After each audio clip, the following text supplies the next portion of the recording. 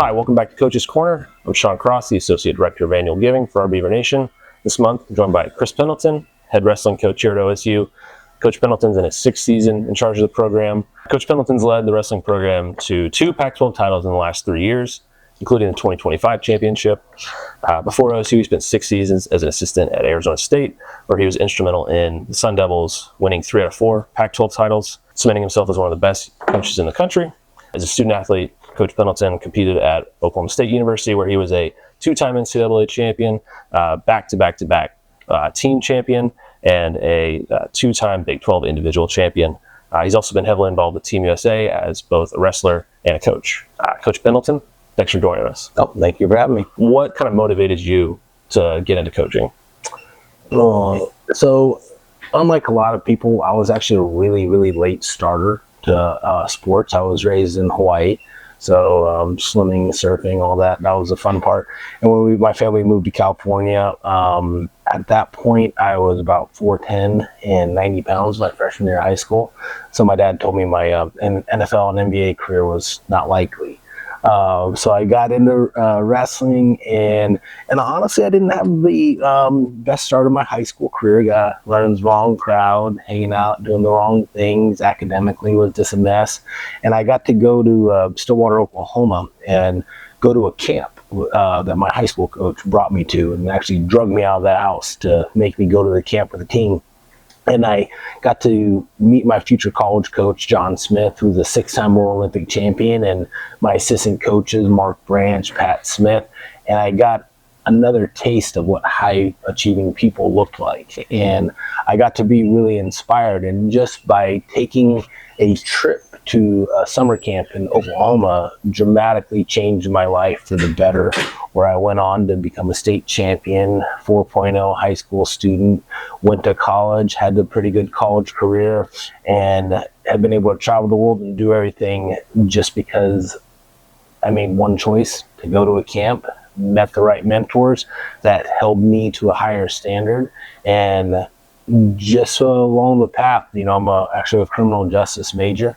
I never thought I'd get into coaching. And then as I was a junior, senior, I started giving back to the younger guys on my team and helping them out, and figured out that I actually had a passion for it. And then when I became an assistant coach, just seeing how coaches impact lives and how they dramatically change lives gave me a calling for that. What are maybe some tentpole values that you've instilled here in this program that you've, maybe learned from as a student athlete, as an assistant coach, that you say, these are important values that each program needs to have, or my program needs to have? We have a lot of different tenets in our program, but I think probably the overriding theme is you can be great in all aspects of your life. You don't have to settle. You don't have to, pick and choose when you want to be great, what do you want to do. We tell our kids, you can have a 4.0 GPA, you can win a national title, and you can date the hottest girl in school. Why not be a little bit more than what you think that you can be? I think that one of the things that we like to always say is, athletics is a small part of your life. It's a huge part of our lives. We're blessed to be able to do this, but at the end of the day, it is a small part. What are we doing to help prepare people for the rest of their lives? I think that's why you've seen our team. When I got here, we had one of the lowest team GPAs on campus. We went to a top, pretty high up here at Oregon State, 3.2, 3.3 GPA. We've been top 20 in the NWCA coaches pool academically. We led the nation 2 years ago with 9 academic All-Americans. I think one of the things that we really want to strive is to keep setting that bar high for our guys in all aspects. So you got here during COVID. Yeah. So you got here during a challenging time, and you've been here through kind of started in COVID and then conference realignment throughout all that. So what have you learned about yourself, about your program, and then about Oregon State kind of as a whole? I got hired April 2020, and I don't think I got to meet the team or do what I actually love to do until it was like October, November-ish. Being outside, social distancing, small pods, testing like you would have believed. And it gave me a very deep gratitude for the sport. I think when it was taken away from us, everybody looked at it and didn't say, oh man, I have to go to work, I got to do this. It was like, God, I'm chilled just to go out and just, do what I love. Go out on the mat, just help young men and women. So I think definitely it was a good start for having gratitude. And then this is shifting landscape of college athletics. It's one of the things that I always looking at other sports, and just I want to make sure we as coaches don't lose what the mission really is. We love winning and losing, but at the end of the day, all coaches are here because another coach impacted their life. How are we actually getting these people ready for the next step? And you see things, people opting out of bowl games now. I'm like, that's the message. You don't get your way, you take your ball and go home. That's not what we do here at Oregon State. It's not what we do with our wrestling program. We're still going to be pushing our young men and women to those higher standards. And, it kind of gets me up and refuels me in the morning, just seeing some of the stuff that's happening nationwide. When somebody makes a gift to wrestling, to the foundation, make a gift to your current use fund, or your endowment fund, because you guys have an endowment, what do each of those things do for you, day to day or long term? How much flexibility does that provide? I think with everything that coaches before me and people before me have done, it's been one of the things that you definitely feel deep gratitude towards other people and their generosity. I think the number one thing that donors always look at is how sports impacted their lives and how can they give back to help other athletes have their lives impacted. I think with everything that we do between the endowment fund, our general operations fund, everything is always driven back to the student athlete experience. And when I say the student athlete experience, snack bar.